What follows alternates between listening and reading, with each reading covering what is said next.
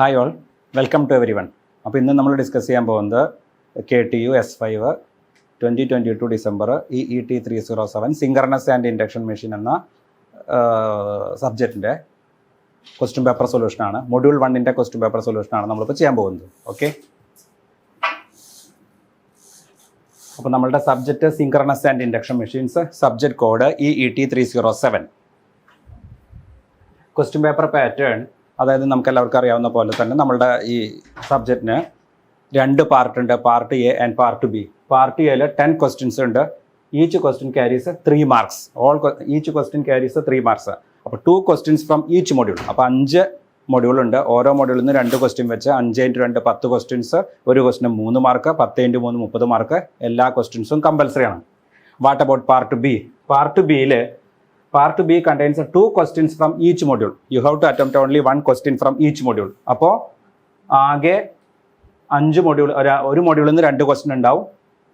ആ 2 ക്വസ്റ്റ്യനിൽ ഒരു ക്വസ്റ്റ്യൻ നമ്മൾ അറ്റംപ്റ്റ് ചെയ്യണം. അപ്പോൾ 5 മൊഡ്യൂളിൽ നിന്നായിട്ട് 10 ക്വസ്റ്റ്യൻസ് ഉണ്ടാവും. അപ്പോൾ 10 ക്വസ്റ്റ്യൻ ആകുമ്പോൾ മൊത്തം 5 ക്വസ്റ്റ്യൻസ് നമ്മൾ അറ്റംപ്റ്റ് ചെയ്യണം. ഓരോ മൊഡ്യൂളിൽ നിന്ന് ഓരോ ക്വസ്റ്റ്യൻ വെച്ചിട്ട് ഒരു ക്വസ്റ്റിന് 14 മാർക്ക്. അപ്പോൾ 5 × 14 70. അപ്പോൾ ബി പാർട്ടിൽ നിന്ന് 70 മാർക്കും എ പാർട്ടിൽ നിന്ന് 30 മാർക്കും ആകുമ്പോൾ total mark 70 + 30 = 100. Okay,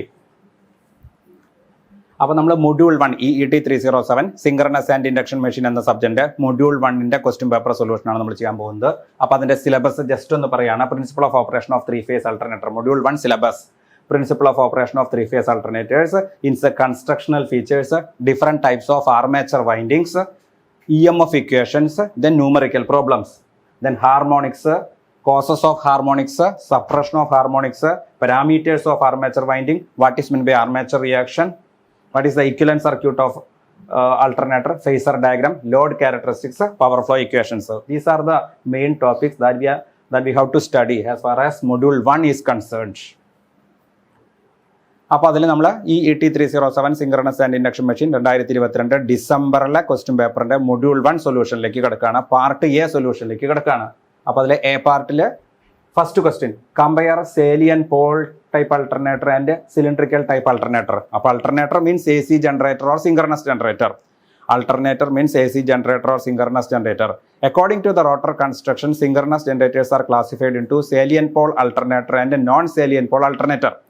A salient pole alternator means an alternator has 2 parts, stator and rotor. Stator consists of armature winding. And rotor consists of field winding.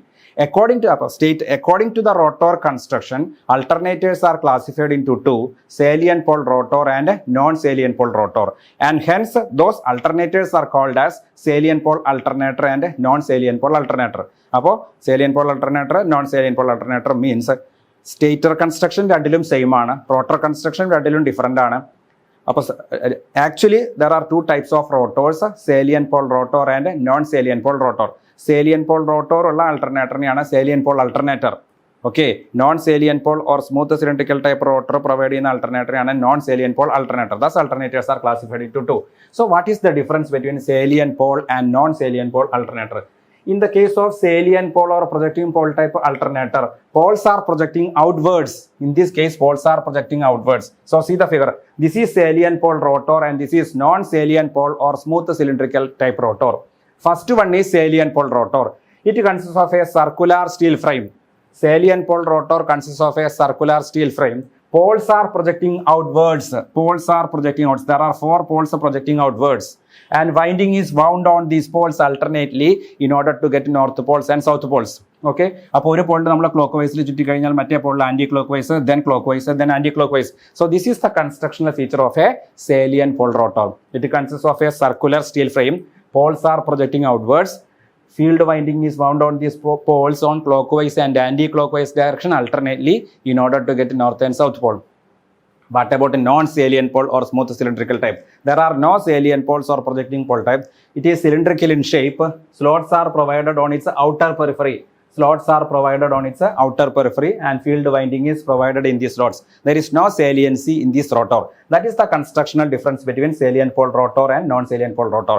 So if there is a salient pole rotor, that alternator is known as salient pole alternator.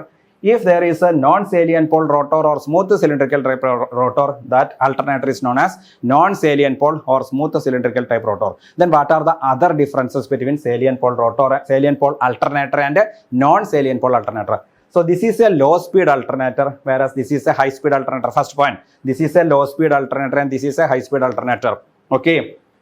And this രണ്ടാമത്തെ point, this type of alternator or this type of salient pole rotor has large diameter and low axial length. രണ്ടാമത്തെ point, this rotor has large diameter and low axial length, whereas non-salient pole rotor has a low diameter and a large axial length. So first point is this is low speed alternator and this one is high speed alternator. Second point is this type of alternator rotor has large diameter and small axial length, and this type of non-salient pole alternator or smooth cylindrical type alternator has low diameter and a large axial length.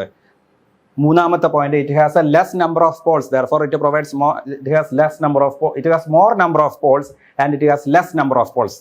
മൂന്നാമത്തെ point, it has more number of poles, therefore this is a low speed alternator. It has less number of poles, therefore it is a high speed alternator, because ns is equal to 120f by p. There is an inverse proportionality between ns and p. അപ്പോൾ ഒന്നാമത്തേത് low speed ആണെങ്കിൽ തീർച്ചയായിട്ടും അവിടെ പോൾസിന്റെ എണ്ണം കൂടണം, because there is an inverse proportionality between ns and p. Salient pole alternator, whether it is salient pole or non-salient pole alternator, both are running at a synchronous speed.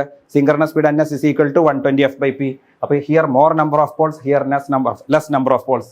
And നാലാമത്തെ point, these are driven by gas engines or gas turbines. These are driven by steam engines or steam turbines. And അഞ്ചാമത്തേത് constructional difference. These are the main differences between salient pole alternator and non-salient pole alternator. അതായത് this is a low speed alternator and the other one is a high speed alternator. രണ്ടാമത്തെ point, it has a large diameter and small axial length. It has a small diameter and large axial length. And it has more number of poles. മൂന്നാമത്തെ point, it has less number of poles.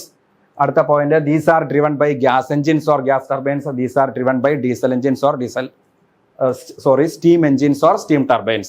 And the fifth one is a constructional difference. അത് ഞാൻ സ്റ്റാർട്ടിങ്ങിൽ പറഞ്ഞു. These are the main differences between salient pole alternator and non-salient pole alternator. So first question is over. So next question is, briefly explain the term pitch factor in an alternator and derive the expression for it. Okay, briefly explain the term pitch factor and distribution factor. Pitch factor in an alternator and derive the expression for it. അപ്പോൾ എന്താണ് pitch factor and distribution factor? First one, pitch factor. Pitch factor or coil span factor or coding factor. Pitch factor, അതായത് alternator consists of two parts, stator and rotor. Stator consists of armature winding and rotor consists of field winding. In connection with the armature winding, there are two important terms. One is a pitch factor or coil span factor or coding factor, and other one is a distribution factor. അപ്പോൾ pitch factor ആണ് ഞാൻ ആദ്യം derive ചെയ്യാൻ പോകുന്നത്. Pitch factor is equal to EMF induced in the short pitched coil divided by EMF induced in the full pitched coil. Pitch factor is equal to EMF induced in the short pitched coil divided by EMF induced in the full pitched coil. എന്താണ് full pitched കോയിലും short pitched കോയിലും തമ്മിലുള്ള വ്യത്യാസം? Distance between the two conductors constitute one coil. രണ്ട് കണ്ടക്ടറുകൾ കൂടി ചേർന്നിട്ടാണ് ഒരു coil ഉണ്ടാവുന്നത്. Distance between the two sides of coil in terms of electrical degree is known as coil span. If the coil span is equal to 180 degree, that means distance between the two sides of the coil are 180 degree electrically apart. That will be a full pitched coil. If it is less than 180, it is a short pitched coil. Okay? അപ്പോൾ coil span means distance between the two sides of coil in terms of electrical degree is known as coil span. If coil span is equal to 180, it is a full pitched coil. If coil span is less than 180, it is a short pitched coil. Our question is how to derive the pitch factor or coil span factor or coding factor. The fundamental equation is EMF induced in the short pitched coil divided by EMF induced in the full pitched coil. Okay. In the case of a full pitched coil, Kp is equal to or Kc is equal to 1. All coils are not full pitched coils. There may be full pitched coils and short pitched coils. അപ്പോൾ എങ്ങനെ നമുക്ക് pitch factor derive ചെയ്യാം? Pitch factor is equal to vector sum by arithmetic sum. Vector sum of EMF means the resultant EMF in a short pitched coil is known as vector sum. The resultant EMF in a full pitched coil is known as arithmetic sum. So see, look at the figure. How can we derive the pitch factor? So there are two coils, there are two conductors AO and OB. There are two conductors AO and OB. EMF induced in the first conductor is ES. EMF induced in the second conductor is also denoted as, also named as ES. Okay, so its arithmetic sum is AO plus OB. Okay, the two coils are the two coils are short pitched coil because the electrical angle, there is a, in a short pitched coils, coil span is short of 180 degree electrical by an angle alpha. This is a short pitched coil because the electrical angle between two sides of the coil is not 180. This is a short pitched coil. In a short pitched coil, coil span is short of 180 electrical degree by an angle alpha. അപ്പോൾ ഇതും ഈ coil side or conductor തമ്മിലുള്ള angle difference 180 അല്ല, അത് തമ്മിലുള്ള ആ angle difference 180 ഒരു ആൽഫയുടെ കുറവുണ്ട്. That means 180 minus alpha. Angle difference between the two sides of the coils is 180 minus alpha. അപ്പോൾ AO is equal to ES, EMF induced in the coil side or conductor. കണ്ടക്ടറിന് പറയുന്ന വേറൊരു പേരാണ് coil side. AO is equal to ES, EMF induced in the other conductor side. Conductor or coil side is ES. Okay, so how can we find out the arithmetic sum? എങ്ങനെ നമുക്ക് arithmetic sum കണ്ടുപിടിക്കാം, എങ്ങനെ നമുക്ക് vector sum കണ്ടുപിടിക്കാം? So it is very easy to find out the arithmetic sum because arithmetic sum means അത് വെറുതെ add ചെയ്യാം. അപ്പോൾ resultant EMF in a full pitched coil is known as arithmetic sum. Full pitched coil എന്ന് പറഞ്ഞാൽ രണ്ട് coil സൈഡുകൾക്ക് ഇടയ്ക്ക് രണ്ട് കണ്ടക്ടറുകൾക്ക് ഇടയ്ക്കുള്ള ഇലക്ട്രിക്കൽ ആംഗിൾ എന്ന് പറയുന്നത് definitely it will be 180. So arithmetic sum is equal to AO plus OB is equal to ES plus ES is equal to 2ES. Then ഇനി നമ്മളപ്പോൾ അരിത്മെറ്റിക് സം കണ്ടുപിടിച്ചു കഴിഞ്ഞു. ഇനി നമുക്ക് കണ്ടുപിടിക്കേണ്ടത് വെക്ടർ സം ആണ്. So how can we find out the vector some? അപ്പോൾ so this is AO and this is OB and arithmetic sum is equal to AO plus OB and vector sum is equal to AB. Vector sum is equal to AB. How can we find out the AB? For finding the value of AB, so we can draw a perpendicular from O to AB and this angle is 90 degree. So first of all we are considering this triangle AOK. അപ്പോൾ AOK. അപ്പോൾ ആദ്യം Oയിൽ നിന്ന് ABയിലേക്ക് ഒരു perpendicular വരയ്ക്കുക. Oയിൽ നിന്ന് ABയിലേക്ക് ഒരു perpendicular വരയ്ക്കുക. Angle is 90 degree. Thus we are getting two right angle triangles. First right angle triangle is triangle AOK. Second right angle triangle is triangle BOK. അപ്പോൾ ആദ്യത്തെ റൈറ്റ് ആംഗിൾ ട്രയാങ്കിൾ നമ്മൾ ഫസ്റ്റ് കൺസിഡർ ചെയ്യുന്നു. In triangle AOK cos alpha by 2 is equal to adjacent side divided by hypotenuse. As far as അപ്പോൾ ഈ ഇതൊരു രണ്ട് right angle triangle കിട്ടി. അപ്പോൾ ഈ രണ്ട് കോയിൽ സൈഡുകൾ തമ്മിലുള്ള ആംഗിൾ 180 മൈനസ് ആൽഫയാണ്. AOB എന്ന് പറയുന്ന ഒരു ഫുൾ ട്രയാങ്കിൾ ആണ്. AOB എന്നുള്ള ട്രയാങ്കിളിൽ മൂന്ന് ആംഗിളും കൂടി കിട്ടി കഴിഞ്ഞാൽ ഡെഫിനറ്റ്ലി അവിടെ 180 കിട്ടണം. അപ്പോൾ ഈ രണ്ട് കോയിൽ സൈഡുകൾ തമ്മിലുള്ള angle difference 180 minus alpha because this is a short pitched coil. Okay, in a short pitched coil span is short of 180 electrical degree by an angle alpha. 180ക്ക് ഒരു ആൽഫയുടെ കുറവുണ്ട് എന്ന് പറഞ്ഞാൽ ഈ രണ്ട് കോയിൽ സൈഡുകൾ തമ്മിലുള്ള ആംഗിൾ 180 മൈനസ് ആൽഫ. ഈ മൂന്ന് ആംഗിളും കൂടി കൂട്ടുമ്പോൾ നമുക്ക് കിട്ടേണ്ടത് 180 degree because AOB is a triangle. അപ്പോൾ definitely angle A is equal to angle B is equal to alpha by 2. Angle Aയും ആംഗിൾ Bയും സെയിം ആവാൻ കാരണം ഐസോസലസ് ട്രയാങ്കിൾ, ഈക്വൽ സൈഡ്സിനെതിരെയുള്ള ഒരു triangle. This triangle is an isosceles triangle. AOB എന്ന് പറയുന്നത് ഒരു ഐസോസലസ് ട്രയാങ്കിൾ ആണ്. അപ്പോൾ AOക്ക് എതിരെയുള്ള സൈഡാണ് AO എന്ന സൈഡിനെതിരെയുള്ള ആംഗിളാണ് ആംഗിൾ B. OB എന്ന സൈഡിനെതിരെയുള്ള ആംഗിളാണ് angle A. Therefore angle A is equal to angle B ആവണം. മൂന്ന് ആംഗിളും കൂടി കൂട്ടുമ്പോൾ 180 കിട്ടണം. So angle O is equal to 180 minus alpha. Definitely angle A is equal to angle B is equal to alpha by 2. ഇനി അത് കഴിഞ്ഞിട്ടാണ് നമ്മളിവിടെ പെർപെൻഡിക്കുലർ വരയ്ക്കുന്നത്. Thus we are getting two right angle triangles. In triangle AOK, cos alpha by 2 is equal to AK by ES. Adjacent side by cos alpha by 2 is equal to adjacent side by hypotenuse. Adjacent side എന്ന് പറയുന്നത് AK, hypotenuse എന്ന് പറയുന്നത് ES. അപ്പോൾ AK is equal to ES into cos alpha by 2. Similarly, we are considering this right angle triangle BOK. In that case also cos alpha by 2 is equal to adjacent side by hypotenuse. ഈ alpha by 2 adjacent side BK, hypotenuse എന്ന് പറയുന്നത് right ആംഗിളിനെതിരെ. അപ്പോൾ ES, BK by ES. So BK is equal to ES cos alpha by 2. BK is equal to ES cos alpha by 2. Okay, BK is equal to ES cos alpha by 2. അപ്പോൾ vector sum is equal to AK plus BK. Vector sum is equal to AK plus BK is equal to ES cos alpha by 2 plus ES cos alpha by 2. That is vector sum is equal to AB, which is equal to ES cos alpha by 2 plus ES cos alpha by 2, which is equal to 2ES cos alpha by 2. Thus we got arithmetic sum earlier. We got vector sum also. Then Kp is equal to vector sum by arithmetic sum. Vector sum means it is the EMF induced in the short pitched coil. Arithmetic sum means it is the EMF induced in the full pitched coil. Vector sum is equal to 2ES cos alpha by 2. Arithmetic sum is equal to 2ES. 2ES cos alpha by 2 divided by 2ES. ഈ 2ESഉം cancel ചെയ്ത് പോയി. The answer is cos alpha by 2. So which factor is equal to cos alpha by 2? Its derivation is over. I think it is clear. Okay. Then next one, what is meant by distribution factor? Distribution factor is equal to, നേരത്തെ നമ്മൾ പറഞ്ഞത് കോയിലത്തെ ഫാക്ടറാണ്. രണ്ട് കണ്ടക്ടറുകൾ കൂടി ചേർന്നാൽ ഒരു കോയിലായി. A group of coils forms a winding. അപ്പോൾ 2 conductors constitute coil. A group of coils form winding. അപ്പോൾ in a winding there are 2 types of winding: concentrated winding and distributed winding. Concentrated winding means a slot per pole per phase. If m is equal to 1, it is a concentrated winding. അതായത് ഒരു ഫേസിലെ ഒരു പോളിന്റെ ഇൻഫ്ലുവൻസിൽ if there is only one slot, m is equal to slot per pole per phase is equal to 1, it will be a concentrated winding. If m not equal to 1, it is a distributed winding. Okay, m is equal to slot per pole per phase is equal to 1, it will be a concentrated winding. If m not equal to 1, it is a distributed winding. So distribution factor is equal to EMF induced in the distributed winding. അപ്പോൾ കോയിലുകൾ കൂടി ചേർന്നിട്ടാണ് winding.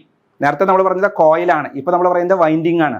2 conductors constitute one coil. A group of coils form winding. KD is equal to EMF with the distributed winding divided by EMF with the concentrated winding. That is, ഒരു distributed വൈൻഡിങ്ങിലെ resultant EMF എന്ന് പറയുന്നത് അതിന്റെ vector some ആണെങ്കിൽ, ഒരു concentrated വൈൻഡിങ്ങിന്റെ EMF എന്ന് പറയുന്നത് arithmetic some.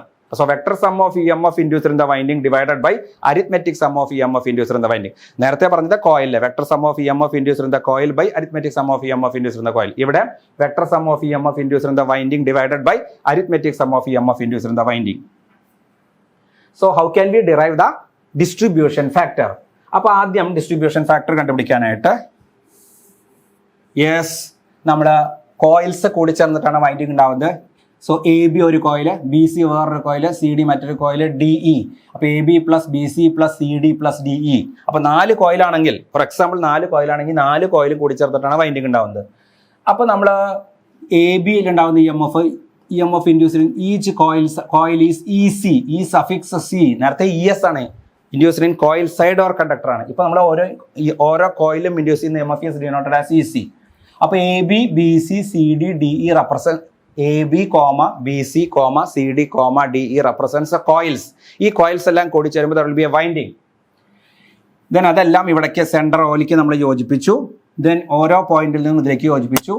ഇനി ഇതിൻ്റെ അരിത്മെറ്റിക് സം എന്ന് പറഞ്ഞാൽ ഈ ഓരോ കോയിലുകൾ തമ്മിലുള്ള ആംഗിൾ ഡിഫറൻസ് ബീറ്റയാണ്. അപ്പോൾ 4 കോയിലിന് സൗകര്യത്തിന് വേണ്ടി നമ്മൾ വരച്ചിരിക്കുന്നുവെങ്കിലും നമ്മൾ generally if there are m number of coils, the total angle is m into beta. The angle difference between these two is beta. If there are m number of coils, 4 coils അല്ല ഞാൻ പറഞ്ഞപ്പോൾ A B comma B C comma C D comma D 4 സൗകര്യത്തിന് വേണ്ടി വരച്ചു എന്നേ ഉള്ളൂ. അപ്പോൾ generally പറയുമ്പോൾ നമ്മൾ 4 എന്ന് വെച്ച് പറയാൻ പാടില്ല. If there are m number of coils, the electrical angle between these first coil and last coil is m beta. അപ്പോൾ ഈ 2 കോയിലുകൾക്ക് ഇടയ്ക്കുള്ള angle beta. Total angle difference m into beta if there are m number of coils. അപ്പോൾ it's arithmetic some എന്ന് പറഞ്ഞു കഴിഞ്ഞാൽ അതായത് A B plus B C plus C D plus D E. ഇതിന്റെ vector some എന്ന് പറഞ്ഞു കഴിഞ്ഞാൽ A E. Okay, vector some എന്ന് പറഞ്ഞാൽ എയിൽ, വെക്ടർ സം എന്ന് പറഞ്ഞു കഴിഞ്ഞാൽ ഡിസ്ട്രിബ്യൂട്ടഡ് വൈൻഡിങ്ങിൽ EMF. അരിത്മെറ്റിക് സം എന്ന് പറഞ്ഞു കഴിഞ്ഞാൽ കോൺസെൻട്രേറ്റഡ് വൈൻഡിങ്ങിൽ EMF. കോൺസെൻട്രേറ്റഡ് വൈൻഡിങ് എന്ന് വെച്ചാൽ m is equal to slot per pole per phase. m not equal to 1 ആണെങ്കിൽ distributed winding. First of all I'm finding arithmetic sum. Arithmetic sum means EMF induced in the concentrated winding. A B plus B C plus C D plus D. അപ്പോൾ ഓരോ കോയിലും EMF induce ചെയ്യുന്ന EMF just represent ചെയ്യുന്നതാണ് E C എന്ന് കാണിച്ചിരിക്കുന്നത്. Nothing less nothing more. അപ്പോൾ ഞാൻ ആദ്യം നമുക്ക് എ ബി കണ്ടുപിടിക്കാനായിട്ട് ഇവിടെ ഇങ്ങനെ ഒരു നമ്മൾ ഈ O എന്ന പോയിന്റിൽ നിന്ന് we have drawn a perpendicular and this angle is 90 degree. അപ്പോൾ as far as triangle A O B നമ്മൾ കൺസിഡർ ചെയ്യാണ്.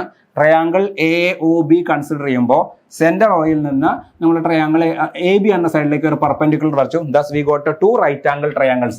ഒന്ന് A O K, 2 B O K. അപ്പോൾ നമ്മൾ ആദ്യം എ ബി ആണ് കണ്ടുപിടിക്കാൻ ശ്രമിക്കുന്നത്. എ ബി കിട്ടിക്കഴിഞ്ഞാൽ അത് തന്നെയായിരിക്കും ബി സി, അതുപോലെ തന്നെയായിരിക്കും സി ഡി, അതുപോലെ തന്നെയായിരിക്കും D E.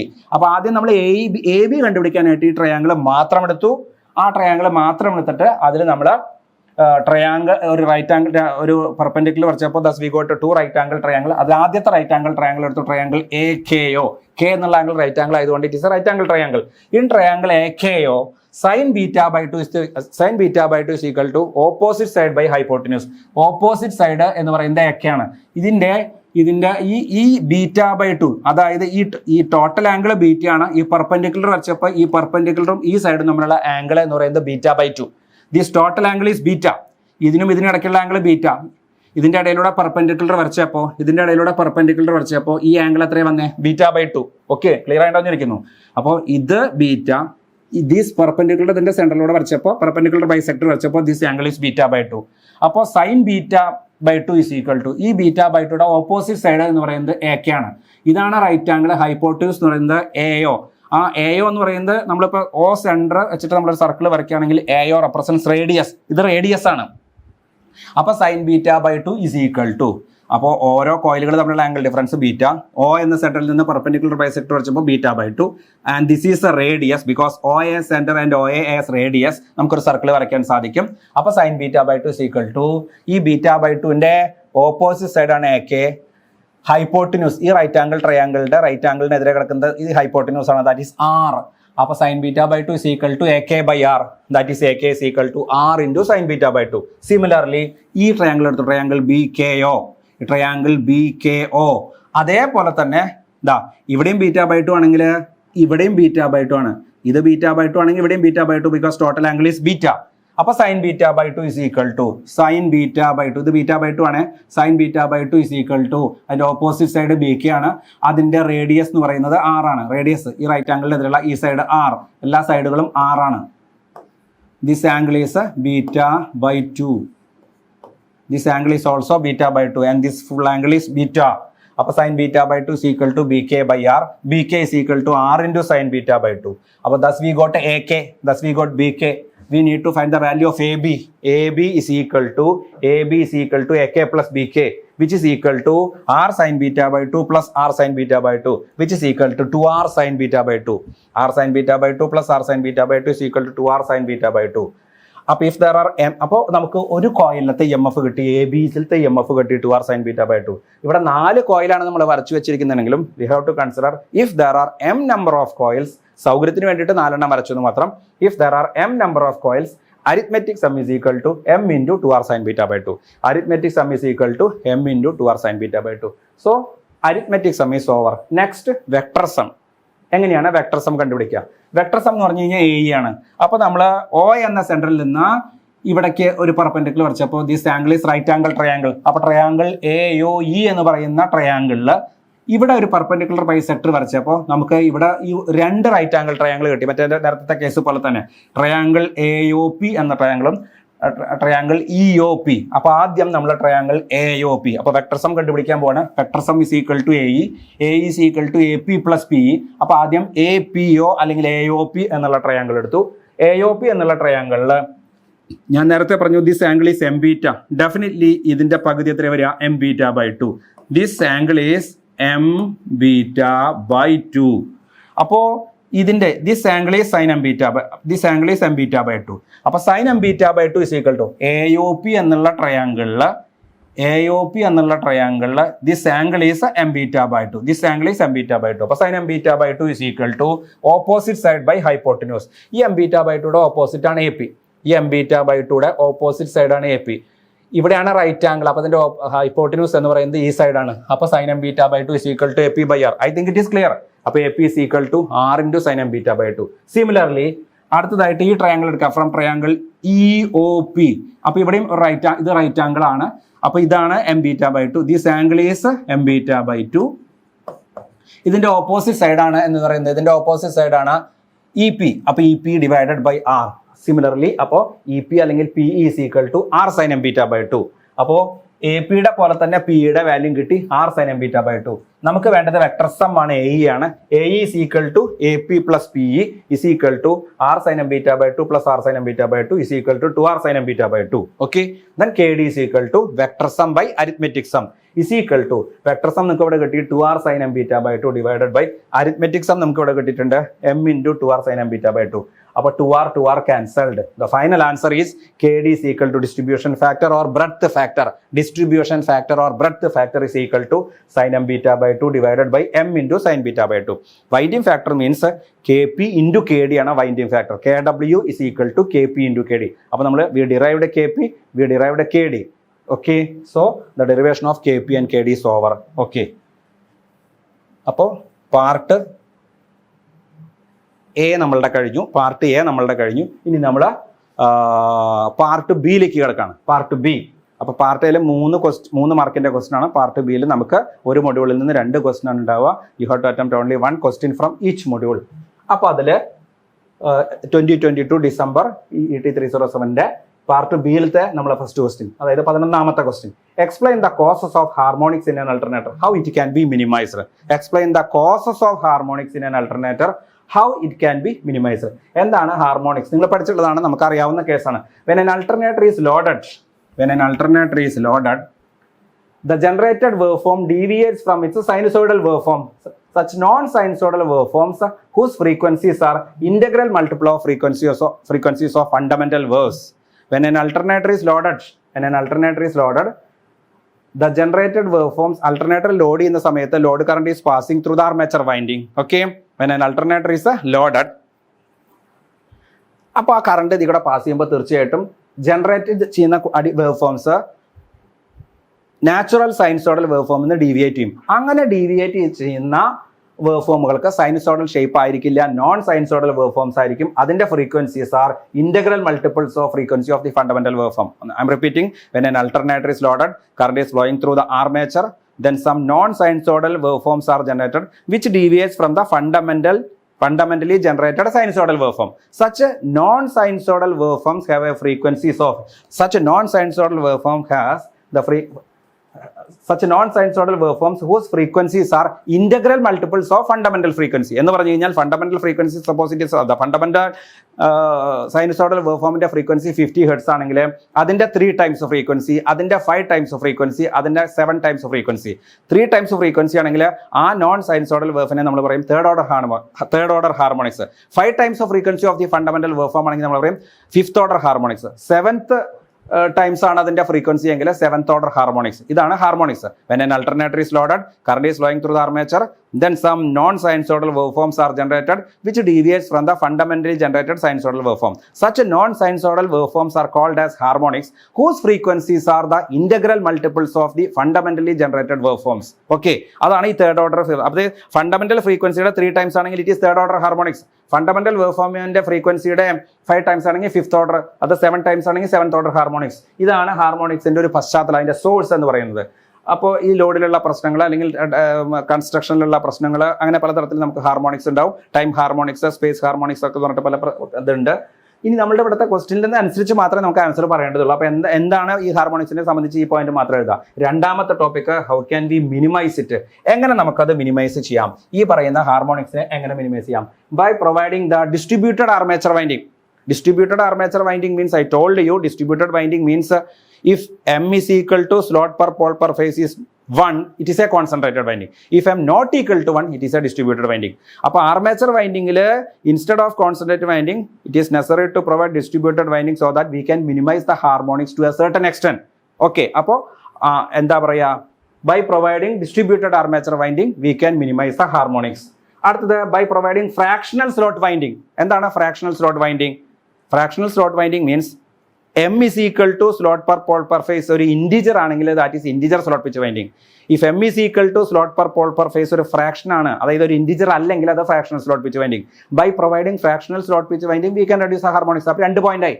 By providing distributed winding we can minimize the harmonics. By providing fractional slot pitch winding we can minimize the harmonics. Distributed winding എന്ന് പറഞ്ഞാൽ എമ്മിന്റെ വാല്യൂ 1 അല്ലാതിരിക്കുമ്പോൾ, ഫ്രാക്ഷണൽ സ്ലോട്ട് പിച്ച് എന്ന് പറഞ്ഞാൽ എമ്മിന്റെ വാല്യൂ ഒരു ഫ്രാക്ഷൻ ആകുമ്പോൾ, അതായത് ഇൻറ്റിജർ ആകാതിരിക്കുമ്പോൾ.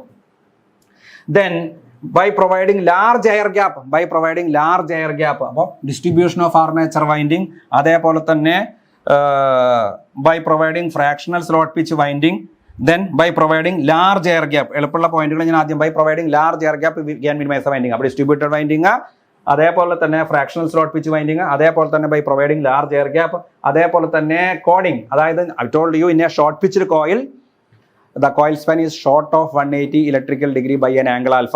ആ 2 കോയിൽ സൈഡുകൾ തമ്മിലുള്ള ആംഗിൾ ഡിഫറൻസ് 180 ഡിഗ്രി ആവില്ല, 180യേക്കാൾ കുറവായിരിക്കും. അതാണ് ഷോർട്ട് പിച്ച്ഡ് കോയിൽ. അപ്പോൾ നമ്മൾ കോഡിങ് means EMF generated in the winding is proportional to, അതായത് കോഡിങ് angle alpha is equal to cos of x alpha by 2, where x is the order of harmonics. Third order harmonics ആണെങ്കിൽ എക്സിന്റെ value 3, എന്താ പറയാ, 5th order harmonics ആണെങ്കിൽ എക്സിന്റെ value 5, 7th order harmonics ആണെങ്കിൽ എക്സിന്റെ വാല്യൂ 7. അപ്പോൾ സെലക്ട് ദ ഷോർട്ട് കോട്ടഡ് angle alpha in such a way that, അതായത് EMF generated the winding is proportional to cos of x alpha by 2, where alpha is the angle of coding. and x is the order of harmonics if proper value of angle of chording, അതായത് by selecting a proper short chorded angle alpha, we according to the harmonics we can minimize the harmonics. അപ്പോൾ നമുക്ക് ആൽഫയുടെ selection, alpha എന്ന് പറഞ്ഞു കഴിഞ്ഞാൽ I'm repeating in a short pitched coil. അപ്പോൾ രണ്ട് കോയിലുകൾ തമ്മിലുള്ള ആംഗിൾ ഡിഫറൻസ് 140 ആണെങ്കിൽ ഷോർട്ട് കോട്ടഡ് ആംഗിൾ ഈസ് ഈക്വൽ ടു 40. 180ക്ക് എത്ര കുറവുണ്ട്? 40 കുറവുണ്ട്. അപ്പോൾ 180 മൈനസ് 40 140. Angle difference 140. കുറവുള്ള ആംഗിൾ ആണ് ആൽഫ എന്ന് പറയുന്നത്, അതുകൊണ്ട് ആംഗിൾ അല്ല. രണ്ട് കോയിൽ സൈഡുകൾ തമ്മിലുള്ള ആംഗിൾ ഡിഫറൻസ് 140 ആണെന്നുണ്ടെങ്കിൽ ഷോർട്ട് കോർഡഡ് ആംഗിൾ എന്ന് പറഞ്ഞു കഴിഞ്ഞാൽ 40 ആണ്. 180ക്ക് അത്രയും കുറവുണ്ടോ ആ ആംഗിളിനെയാണ് short chorded angle. By properly selecting that angle alpha we can minimise the harmonics. അപ്പോൾ നമ്മൾ 4ാമത്തെ പോയിന്റ് ആയി. ദെൻ 5ാമത്തെ പോയിന്റ് സ്ക്യൂയിങ്. സ്ക്യൂയിങ് എന്ന് പറഞ്ഞു കഴിഞ്ഞാൽ നമുക്ക് ടു റെഡ്യൂസ് ദ ഹാർമോണിക്സ് നമ്മൾ if there are equal number of stator poles and rotor poles there is a tendency of magnetic locking between the stator poles and rotor poles by slightly skewing the, അതായത് stator സ്ലോട്ടുകളും rotor സ്ലോട്ടുകളും നേർക്ക് വരുന്നത് ഒഴിവാക്കാനായിട്ട് അതൊന്ന് light ആയിട്ടൊന്നൊരു കൺസ്ട്രക്ഷനിൽ അതൊന്ന് skew ചെയ്ത് കൊടുത്തു കഴിഞ്ഞാൽ, ഒന്ന് സ്ക്യൂയിങ് ചെയ്ത് കഴിഞ്ഞാൽ, ഒരു ആംഗിൾ ഡിഫറൻസ് വർത്തി കഴിഞ്ഞാൽ we can minimise the harmonics. അപ്പോൾ ഇതാണ് പ്രധാനപ്പെട്ട 5 പോയിന്റുകൾ. അതായത് ഡിസ്ട്രിബ്യൂട്ടഡ് വൈൻഡിങ് പ്രൊവൈഡ് ചെയ്യുക, കോൺസെൻട്രേറ്റഡ് വൈൻഡിങ് അല്ലാതെ distributed winding, then fractional slot pitch winding provide ചെയ്യുക, എയർ ഗ്യാപ്പ് പ്രൊവൈഡ് ചെയ്യുക, സ്ക്യൂയിങ് പ്രൊവൈഡ് ചെയ്യുക, കോഡിംഗ് ആംഗിൾ സെലക്ട് ചെയ്യുക, പ്രോപ്പർലി സെലക്ടഡ് കോഡഡ് ആംഗിൾ ആൽഫ, ഷോർട്ട് കോഡഡ് ആംഗിൾ ആൽഫ, ആൽഫേന്റെ വാല്യൂ ഒരു പ്രോപ്പർ ആയിട്ടുള്ള ആംഗിൾ ആണെന്നുണ്ടെങ്കിൽ അങ്ങനെ നമുക്ക് ഹാർമോണിക്സ് മിനിമൈസ് ചെയ്യാം. അപ്പോൾ എന്താണ് ഹാർമോണിക്സ് എന്നും എങ്ങനെയാണ് ഹാർമോണിക്സ്, സപ്രഷൻ ഓഫ് ഹാർമോണിക്സ്, നമുക്ക് എങ്ങനെ ഹാർമോണിക്സിനെ സപ്രസ് ചെയ്യാം, മിനിമൈസ് ചെയ്യാം എന്നുള്ള ക്വസ്റ്റ്യൻ ആണ് ഈ ക്വസ്റ്റ്യൻ. 11B, അതായത് A 3-phase 4-pole 50 Hz synchronous generator has 48 slots in which double layer winding is housed. Each coil has 10 turns short pitched by an angle of 36 degree electrical. It is not 360 degree, it is 36 degree electrical. Flux per pole is 0.025 Weber, which is sinusoidally distributed. Then for a 3-phase star connection, find the line to line induced EMF. Second question, the fifth harmonic component of line to line induced EMF. In connection with the armature winding, in connection with pitch factor, distribution factor, there is an EMF equation is there. We have to find out the EMF in an alternator. അപ്പോൾ EMF equation ഞാൻ ആദ്യം എഴുതി. EMF equation കണ്ടുപിടിക്കണം. E phase is equal to 4.44 F phi t Kc Kd. Its unit is volt. നമുക്ക് line to line induced EMF ആണ് കണ്ടുപിടിക്കേണ്ടത്. ആദ്യം E phase കണ്ടുപിടിക്കുക. Then EL is equal to √3 into E phase because this is a star connected alternator. ക്വസ്റ്റ്യനിൽ പറഞ്ഞിട്ടുണ്ട് this is a star connected alternator. So EL is equal to √3 E phase. EL is equal to √3 E phase. ഇനി ഞാൻ E phase കണ്ടുപിടിക്കാൻ പോവാം. അപ്പോൾ അതിൽ first question ആണ് നമ്മൾ ആദ്യം കണ്ടുപിടിക്കാൻ പോകുന്നത്. Line to line induced EMF, അതായത് അൺലെസ് സ്റ്റേറ്റഡ് അതർവൈസ്, അതായത് ഫണ്ടമെന്റലി ജനറേറ്റ്, അതായത് തേർഡ് ഓർഡർ ഹാർമോണിക്സോ ഫിഫ്ത് ഓർഡർ ഹാർമോണിക്സ് അല്ല. സെക്കൻഡ് ക്വസ്റ്റ്യൻ പറഞ്ഞിട്ടുണ്ട് ഫിഫ്ത് ഓർഡർ ഹാർമോണിക്സ് ആണ്. ഇത് നമ്മുടെ ഫണ്ടമെന്റലി ജനറേറ്റഡ് വേവ് ഫോം ആണ്, അതായത് ഫണ്ടമെന്റൽ ഹാർമോണിക്സ് ആണ്. അപ്പോൾ അത് എന്താ പറയുക, its frequency is equal to 50 Hz. അപ്പോൾ n ഈസ് ഈക്വൽ ടു 1 ആണ്. Order of harmonics n is equal to 1. അപ്പോൾ നമ്മൾ പ്രത്യേകിച്ച് ഒന്നും പറഞ്ഞിട്ടില്ലെങ്കിൽ ഫണ്ടമെന്റലി ജനറേറ്റഡ് EMF ഇക്വേഷൻ എഴുതാം. E phase is equal to 4.44 FIT Kc Kd. ഇനി നമ്മൾ അപ്പോൾ ഫസ്റ്റ് ക്വസ്റ്റ്യൻ കണ്ടുപിടിക്കുമ്പോൾ നമുക്ക് ഹാർമോണിക്സ് ഫണ്ടമെന്റൽ ആയതുകൊണ്ട്, ഫണ്ടമെന്റൽ സയൻസുകളിൽ വേവ് ഫോം ആയതുകൊണ്ട് എന്നിന്റെ value order of harmonics n is equal to 1 ആണ്. Third order of fifth order ഹാർമോണിക്സിന്റെ ഇക്വേഷൻ കൺസിഡർ ചെയ്യേണ്ടതില്ല.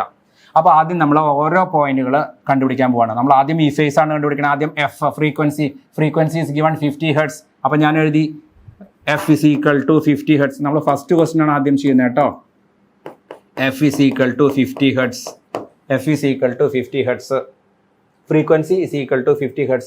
Then what about the phi തന്നിട്ടുണ്ട്. Flux per pole is equal to 0.025 Weber. ഇത് milli weber എന്നാണെങ്കിൽ into 10⁻³ എന്നെടുക്കണം. ഇത് micro weber എന്നാണെങ്കിൽ into 10⁻⁻6 എന്നെടുക്കണം. ഇപ്പോൾ അവിടെ അങ്ങനെ തരാത്തതുകൊണ്ട് വേറെ പ്രശ്നമൊന്നുമില്ല.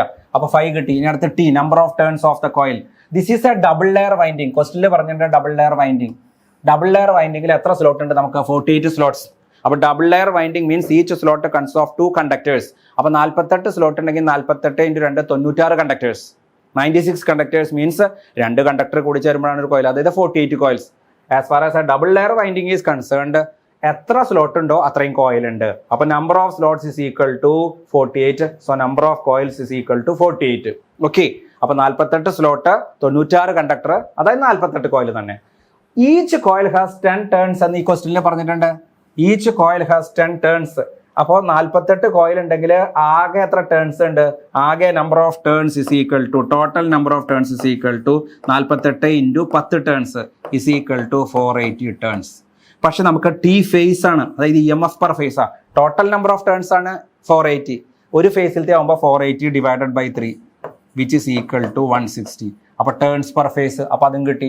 മൂന്നാമത്തെയും കിട്ടി. എഫ് തന്നിട്ടുണ്ട്, 5 തന്നിട്ടുണ്ട്. ടി കണ്ടുപിടിച്ചു എങ്ങനെയാണെന്നുള്ളത് ക്ലിയർ ആയിട്ട് ഞാൻ പറഞ്ഞു. ഇനി KC കണ്ടുപിടിക്കണം, KD കണ്ടുപിടിക്കണം.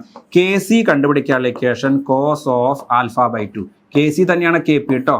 KC or KP is equal to cos alpha by 2 is equal to alpha തന്നിട്ടുണ്ട്. in a short pitched coil coil span is short of 180 electrical degree by an angle alpha. അപ്പോൾ എത്രയാ alpha? Short pitch ആയിട്ടുള്ള angle, short pitch angle അല്ലെങ്കിൽ chording angle alpha എത്രയാ? 36 degree. ആൽഫയുടെ value 36 ആണ്. Cos of 36 by 2 cos of 18 is equal to അതിന്റെ answer 0.951. Calculator നിങ്ങൾ ചെയ്ത് നോക്കുക. 0.951 ആണ് KP. Then what about KD? KD is equal to sin m beta by 2 divided by m into sin beta by 2. ഇതാണ് KD equation. KP equation cos alpha by 2 alpha തന്നിട്ടുണ്ട്. Substitute ചെയ്തു, answer കിട്ടി 0.951. KD is equal to sin m beta by 2 divided by m sin beta by 2. m എങ്ങനെ കണ്ടുപിടിക്കാം? Beta എങ്ങനെ കണ്ടുപിടിക്കാം? അപ്പോൾ m കണ്ടുപിടിക്കണം, ബീറ്റ കണ്ടുപിടിക്കണം. അപ്പോൾ എമ്മും ബീറ്റയും കണ്ടുപിടിക്കാനായിട്ട് ഞാനിവിടെ എഴുതി m is equal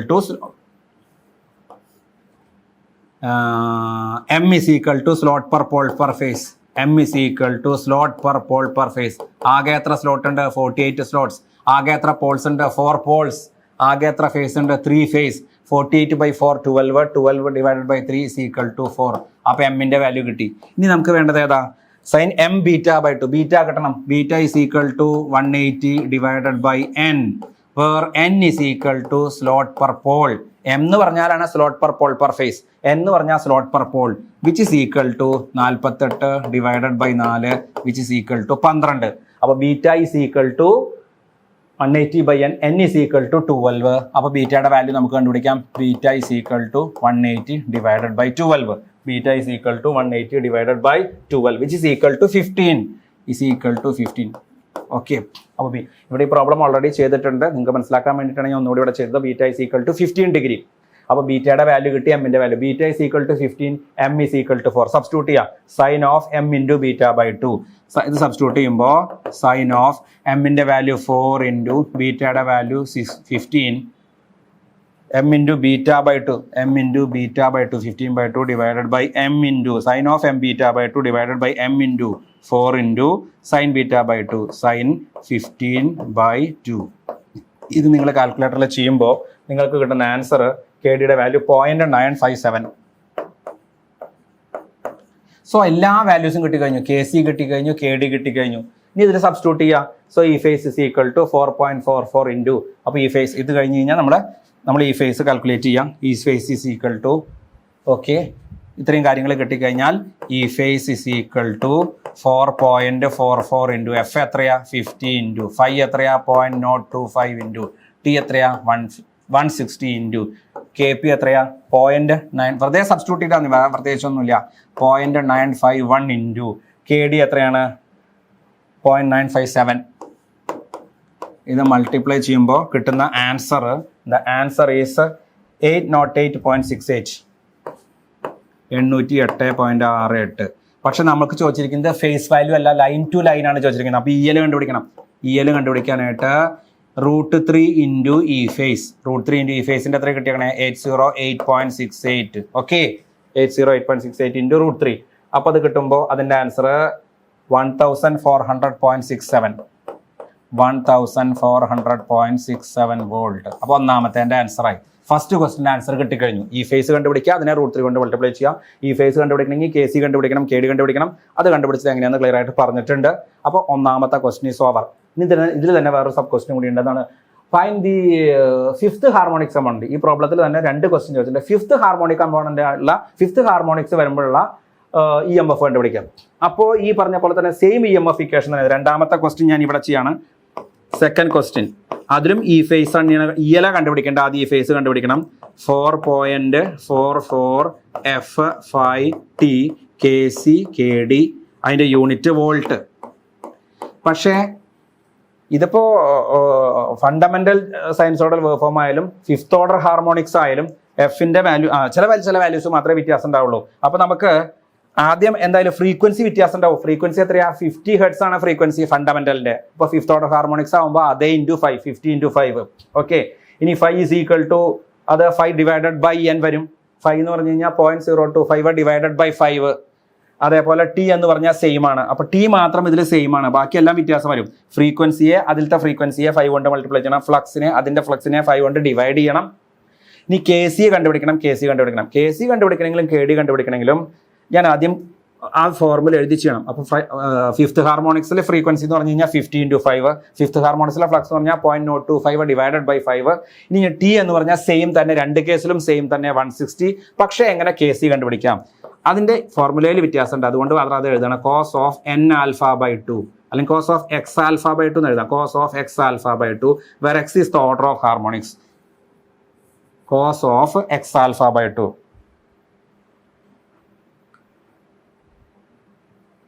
Okay, once again, E phase is equal to, second question, E phase is equal to 4.44 F5 T Kc Kd volt. അപ്പോൾ F is equal to fifth order ആയതുകൊണ്ട് 50 × 5. 5 is equal to 0.025 divided by 5. ഇനി K C is equal to T same തന്നെ, T phase is equal to 160. ഇനി K C is equal to cos of x alpha divided by 2 where x is the order of harmonics. Cos of 5 × α/2, alpha is equal to 36. 5 × 36 divided by 2. 5 × 18 is equal to 19. 5 × 18 that is cos 90 is equal to 0. ശരിക്കും പറഞ്ഞാൽ first തന്നെ K P K D കണ്ടുപിടിക്കാൻ നല്ലത്. K പിയുടെ value 0 ആണെന്ന് കണ്ടുപിടിച്ചു കഴിഞ്ഞ് കഴിഞ്ഞാൽ no need to find out the other values. Whatever may be the value of frequency 5 T and K D, ഏതെങ്കിലും ഒരു ടേം ഇതിലത്തെ 0 ആയി കഴിഞ്ഞാൽ the final answer will be 0. അപ്പോൾ ഈ ഫേസിന്റെ ആൻസർ എത്രയും വരിക? 0. ഡെഫിനറ്റ്ലി കെ പി 0 ആയതുകൊണ്ട് കെ ഡി കണ്ടുപിടിക്കേണ്ട കാര്യമില്ല. പിന്നെ ഫ്രീക്വൻസിയും ഫ്ലക്സും ടൈമൊന്നും കണ്ടുപിടിക്കേണ്ട കാര്യമില്ല. ആദ്യമേ തന്നെ കെ സി കെ ഡി കണ്ടുപിടിക്കുക. അതിൽ ഏതെങ്കിലും ഒരു വാല്യൂ 0 ആയി കഴിഞ്ഞ് കഴിഞ്ഞാൽ നിങ്ങൾ ധൈര്യമായിട്ട് നിങ്ങൾക്ക് ഈ ഫേസ് ഇസ് ഈക്വൽ ടു 0, അതിനെ √3 കൊണ്ട് മൾട്ടിപ്ലൈ ചെയ്ത് കഴിഞ്ഞാൽ you will get E L is also 0. So E phase is equal to 0 in this case because ഇപ്പം ഞാൻ പറയുന്നത് സെക്കൻഡ് ക്വസ്റ്റൻ ആണ്. സെക്കൻഡ് ക്വസ്റ്റിൽ K P 0, therefore E phase is equal to 0, therefore E L is equal to 0 volt. അപ്പോൾ ഇതാണ് രണ്ടാമത്തെ question. ഒന്നാമത്തെ question answer അവിടെ എഴുതി, രണ്ടാമത്തെ ക്വസ്റ്റൻ ആൻസർ അവിടെ എഴുതി. ഓക്കെ, അപ്പോൾ തേർഡ് ഓർഡർ ഹാർമോണിക്സ് കൊടുത്തു കഴിഞ്ഞ് കഴിഞ്ഞാൽ 5 എന്നുള്ളിടത്ത് 3 എന്ന് കൊടുക്കണം. സെവൻത്ത് ഓർഡർ ഹാർമോണിക്സ് ആണെങ്കിൽ ഇവിടെ നമ്മൾ 5 എന്ന് കൊടുത്തോടത്ത് അവിടെ 7 കൊടുക്കണം. അതേപോലെ തന്നെ ഇപ്പോൾ കെ ഡിയുടെ ഇക്വേഷൻ കണ്ടുപിടിക്കേണ്ട ആവശ്യം ഫിഫ്ത്ത് ഓർഡർ ഹാർമോണിക്സിൽ വരികയാണെങ്കിൽ ആ ഇക്വേഷനിൽ എന്താ വ്യത്യാസം വരുന്നത് ജസ്റ്റ് ഒന്ന് പറഞ്ഞു തരാം. K D is equal to sin of x m β/2 divided by m × sin of x β/2. x എന്ന് പറഞ്ഞാൽ ഓർഡർ ഓഫ് ഹാർമോണിക്സ്. അതായത് ഫിഫ്ത്ത് ഓർഡർ ആണെങ്കിൽ എക്സിന്റെ വാല്യൂ 5, സെവൻത്ത് ഓർഡർ ആണെങ്കിൽ എക്സിന്റെ value 7. Okay, I think it is clear. This problem is clear. Then next, അപ്പോൾ 11ാമത്തെ എയും ബിയും കഴിഞ്ഞു. ബി പാർട്ടിലെ 12ാമത്തെ question. Explain the effect of armature flux on main flux when the alternator is operating at lagging power factor, unity power factor and leading power factor. നോക്കുക, അപ്പോൾ അതിൽ effect of armature flux on main flux എന്ന് പറഞ്ഞാൽ it is nothing but armature reaction. What is meant by armature reaction? Armature reaction is the effect of armature flux on main flux. അപ്പോൾ രണ്ട് winding ഉണ്ട്, armature വൈൻഡിങ്ങും field വൈൻഡിങ്ങും. അൾട്ടർനേറ്ററിലെ field വൈൻഡിങ്ങിന്റെ ഫംഗ്ഷനാണ് flux produce ചെയ്യുക എന്നുള്ളത്. അതാണ് main flux represented as φm. When alternator is loaded, load current is flowing through the armature. Load current is flowing through the armature. That current is known as armature current. That armature current produces some flux φa. This armature flux interacts with the main flux. That interaction is known as armature reaction. Okay, ഇതാണ് സംഗതി. Armature reaction എന്ന് പറഞ്ഞു കഴിഞ്ഞാൽ it is the effect of armature flux on main flux. Armature reaction provides different types of effect: magnetic effect, demagnetizing effect, cross magnetizing effect. Magnetizing effect, demagnetizing effect, cross magnetizing effect. അത് main ഫ്ലക്സിനെ ശക്തിപ്പെടുത്തും, അതാണ് magnetizing effect. Main ഫ്ലക്സിനെ അത് ഡിമാഗ്നറ്റൈസ് ചെയ്യും, അതാണ് ഡിമാഗ്നറ്റൈസിങ് effect. Main ഫ്ലക്സിനെ അത് cross ആയിട്ട് magnetize ചെയ്യും, അതിന്റെ വഴിയായിട്ട് സ്പാർക്കിംഗ് ഉണ്ടാവും, അതാണ് cross magnetizing effect. Simple armature reaction means it is the effect of armature flux on main flux. Armature when the alternator is loaded, armature current is flowing through the armature. That current is known as IA. That current produces some flux in the armature phi A. Another winding is field winding. That produces some flux known as main flux. That's phi M. അപ്പോൾ ശരിക്കും വേണ്ട flux original ആയിട്ടുള്ള flux അല്ലെങ്കിൽ മെഷീനിൽ വേണ്ട flux എന്ന് പറഞ്ഞാൽ main flux ആണ്. അത് പ്രൊഡ്യൂസ് ചെയ്യുന്ന field winding of the rotor ആണ്. മറ്റേ വൈൻഡിങ് ആർമേച്ചർ വൈൻഡിങ്, അതിൽ പ്രൊഡ്യൂസ് ചെയ്യപ്പെടുന്ന ഫ്ലക്സ് ആണ് ഫൈ എ. ഫൈ എ എന്ന് പറയുന്ന ആർമേച്ചർ ഫ്ലക്സ്, ഫൈ എം എന്ന് പറയപ്പെടുന്ന മെയിൻ ഫ്ലക്സിൽ ഉണ്ടാക്കുന്ന ഇടപെടലുകളെയാണ് നമ്മൾ ഇന്ന് വിളിക്കുന്നത് armature reaction. It is the effect of armature flux on main flux. It has 3 different effects: magnetising effect, demagnetising effect and cross magnetising effect. അപ്പോൾ നമുക്ക് വി ഹാവ് ടു സ്റ്റഡി അല്ലെങ്കിൽ we have to write the effect of armature flux on main flux means effect of armature reaction when the load is lagging power factor, when the load is unity power factor, when the load is leading power factor, or when the load is resistive. Unity power factor എന്ന് വെച്ചാൽ resistive, lagging power factor എന്ന് വെച്ചാൽ load inductive ആണെങ്കിൽ, load capacitive ആണെങ്കിൽ leading power factor. അങ്ങനെയും ചിലപ്പോൾ ചോദ്യങ്ങൾ ചോദിക്കാം. ലാഗിങ്, ലീഡിങ്, യൂണിറ്റി എന്ന് പറയാതെ resistive load, inductive load, capacitive load. അപ്പോൾ with the help of a simple diagram we can easily understand. അപ്പോൾ റെസിസ്റ്റീവ് ലോഡിലാണ് യൂണിറ്റി പവർ ഫാക്ടർ വരിക. റെസിസ്റ്റീവ് ലോഡ് എന്ന് പറഞ്ഞാൽ lamp load, rheostat. Inductive load എന്ന് പറഞ്ഞാൽ ഇൻഡക്റ്റീവ് ആയിട്ടുള്ള സംഭവങ്ങളെല്ലാം, ഇത് കപ്പാസിറ്ററുകളെല്ലാം വരുമ്പോൾ ലീഡിങ് പവർ ഫാക്ടർ. അപ്പോൾ ലോഡ് റെസിസ്റ്റീവ് ആകുമ്പോൾ unity power factor, load inductive ആകുമ്പോൾ lagging power factor, load capacitive ആകുമ്പോൾ leading power factor.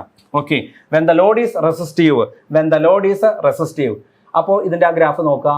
First of all main ഫ്ലക്സിനെ റെപ്രസെന്റ് ചെയ്തിരിക്കുന്നതാണ് ഇത്. മെയിൻ ഫ്ലക്സ് ഫേം ലൈൻ ആയിട്ട് വരച്ചിരിക്കുന്നത്. Main flux sinusoidal waveform ആണ് മെയിൻ ഫ്ലക്സ്. ഇത് രണ്ടും ഐഡന്റിക്കൽ ആണ് കേട്ടോ. ഇവിടെ കൂടുതലും ഇവിടെ കുറവൊന്നുമല്ല. അത് വരച്ചപ്പോൾ എന്നുള്ള ചെറിയൊരു ഇതാണ്. രണ്ട് ഹാഫും ഐഡന്റിക്കൽ ആണ്, പോസിറ്റീവ് ഹാഫ്, നെഗറ്റീവ് ഹാഫ്. അപ്പോൾ flux versus time is on X axis, flux is on X axis, phi M. Okay, before saying resistive load it is better to say inductive load and capacitive load first. അത് പറഞ്ഞിട്ട് resistive load പറയുമ്പോൾ നിങ്ങൾ clear ആവും. അപ്പോൾ അതുകൊണ്ട് ഞാൻ ആദ്യം inductive ലോഡിലേക്ക് കടന്നു. When the load is inductive, there will be lagging power factor, zero lagging. When the load is pure inductive, it will be zero lagging. When the load is pure capacitive, it will be zero leading power factor. Okay, അപ്പോൾ ഇവിടെ നമ്മൾ inductive ലോഡാണ് ആൾട്ടർനേറ്ററിൽ കൊടുക്കണമെന്നുണ്ടെങ്കിൽ അവിടെ lagging power factor ആണ്. അപ്പോൾ phi M എന്ന് പറയുന്നത് main flux, അതായത് field winding produce ചെയ്യുന്ന ഫ്ലക്സ് ആണ് ഫൈ എം. അത് സൈനുസോഡൽ ഷേപ്പാണ്, അതവിടെ കാണിച്ചു. ഇനി ഈ ഫൈ എ എന്ന് പറയുന്ന ആർമേച്ചർ ഫ്ലക്സ് അതിനെ ഡീമാഗ്നറ്റൈസ് ചെയ്യും. അപ്പോൾ മെയിൻ ഫ്ലക്സ് ഇങ്ങനെയാണെങ്കിൽ ആർമേച്ചർ ഫ്ലക്സ് ജസ്റ്റ് ഓപ്പോസിറ്റ്. ഞാൻ രണ്ടാമത് ജസ്റ്റ് ഒന്ന് വരയ്ക്കാം. അതായത് ഇത് main flux phi M, armature flux ഇതാണ് main flux phi M, field winding produce ചെയ്യുന്ന ഫ്ലക്സ്. ആർമേച്ചർ ഫ്ലക്സ് അതിനെ ഡീമാഗ്നറ്റൈസ് ചെയ്യുന്ന രീതിയിൽ ജസ്റ്റ് ഓപ്പോസിറ്റ് ആയിട്ടാണ് വരിക. ഓക്കെ, അപ്പോൾ അതുകൊണ്ട് റിസൾട്ടന്റ് ഫ്ലക്സ് എന്ന് പറയുന്നത് മെയിൻ ഫ്ലക്സിനെ കുറയ്ക്കും. ഈ ആർമേച്ചർ ഫ്ലക്സ് മെയിൻ ഫ്ലക്സിനെ ഡീമാഗ്നറ്റൈസ് ചെയ്യാണ് ഇവിടെ. അതുകൊണ്ട് this flux is resultant flux. ഇതാണ് 5G, resultant flux air gap flux 5G.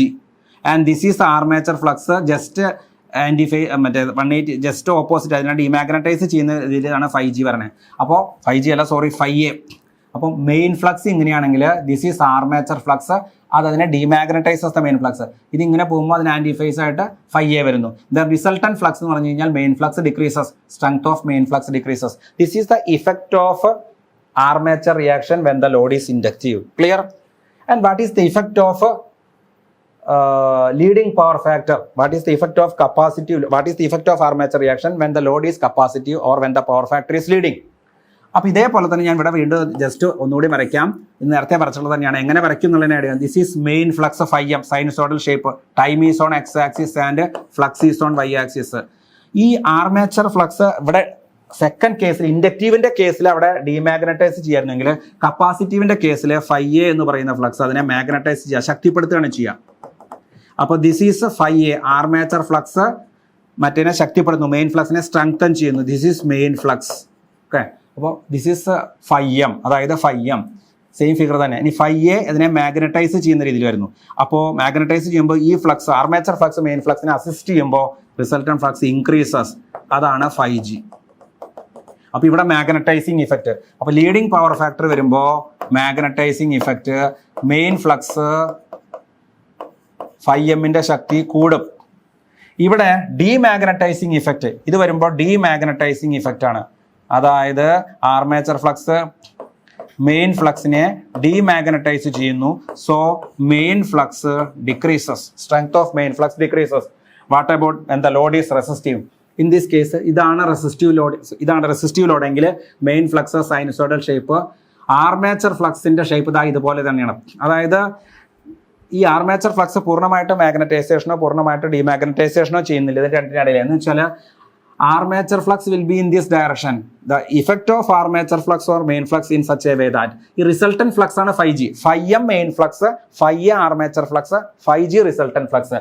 അപ്പോൾ flux is decrease in the first quarter portion of the main flux. ഇതാണ് മെയിൻ ഫ്ലക്സിന്റെ ഫസ്റ്റ് ഹാവ്. അതിന്റെ first quarter പോർഷനിൽ during the first quarter portion of the main cycle, main സൈക്കിളിന്റെ main ഫ്ലക്സിന്റെ first half സൈക്കിളിന്റെ quarter, അതായത് ഇവിടെ തൊട്ട് ഇവിടെ വരെയുള്ള ഭാഗത്ത് during the first quarter portion of the main flux is decreased by an amount which is equal to flux is increased in the same amount in the next quarter portion of the cycle. Thus the strength of the main flux remains constant. ഇവിടെ main ഫ്ലക്സിന്റെ ശക്തി കുറയുന്നു, ഇവിടെ main ഫ്ലക്സിന്റെ ശക്തി കൂടുന്നു, ഇവിടെ main ഫ്ലക്സിന്റെ ശക്തി കൂടുന്നില്ല കുറയുന്നില്ല. എന്ത്? when the load is resistive. അപ്പോൾ അതെങ്ങനെയാ പറയേണ്ടത്? During the first quarter portion of the main ഫ്ലക്സിന്റെ ക്വാർട്ടർ എന്ന് പറഞ്ഞാൽ ഇവിടെ തൊട്ട് ഇവിടെ വരെയാ. ഇവിടെ തൊട്ട് ഇവിടെ വരെ ആകുമ്പോൾ അടുത്ത ക്വാർട്ടർ, അപ്പോൾ ടോട്ടൽ ഹാഫ് ആയി, പിന്നെ അടുത്ത ഹാഫ് ആകുമ്പോൾ ഫുൾ ആയി. During the first quarter portion of the main flux resultant flux is decreased by an amount which is equal to resultant flux is increased in the same amount in the next quarter portion of the cycle. അപ്പോൾ ആദ്യത്തെ ക്വാർട്ടറിൽ കുറച്ച് ഫ്ലക്സിന്റെ ശക്തി കുറയുകയാണെങ്കിൽ പിന്നത്തെ ക്വാർട്ടറിൽ എത്ര amount കുറഞ്ഞു അത്രയും എമൗണ്ട് കൂടി. അപ്പോൾ ഒരു മൊത്തം ഹാഫ് സൈക്കിൾ നോക്കുമ്പോൾ strength of the main flux remains constant. ഇവിടെ റിസൾട്ടന്റ് ഫ്ലക്സ് മെയിൻ ഫ്ലക്സ് ശക്തി കുറയുന്നു, ഇവിടെ മെയിൻ ഫ്ലക്സ് ശക്തി കൂടുന്നു. ഇവിടെ റെസിസ്റ്റീവ് ലോഡ് ആകുമ്പോൾ യൂണിറ്റി പവർ ഫാക്ടർ ആകുമ്പോൾ strength of the flux remains constant but it provide some distorting effect. ഒരു ഡിസ്റ്റർബൻസ് അവിടെ ഉണ്ടാക്കും, പക്ഷേ ഫ്ലക്സ് റിമെയിൻസ് കോൺസ്റ്റന്റ്. അപ്പോൾ ഇവിടെ ഡിസ്റ്റോർട്ടിംഗ് ഇഫക്റ്റ് ഉണ്ട്,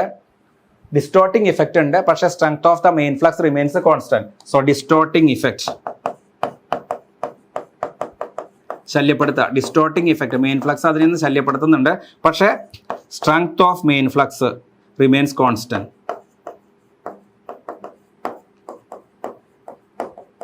So these are the effect of armature reaction when the load power factor is unity, when the load power factor is lagging power factor, and the load power factor is leading. Okay, I think this question is okay. Okay, അപ്പോൾ നമ്മളുടെ 2022 December EET 307 module 1 part A and part B അവസാനിച്ചിരിക്കുകയാണ്. അപ്പോൾ module 2ന്റെ സെഷനായിട്ട് next സെഷനിൽ വരും. Thank U.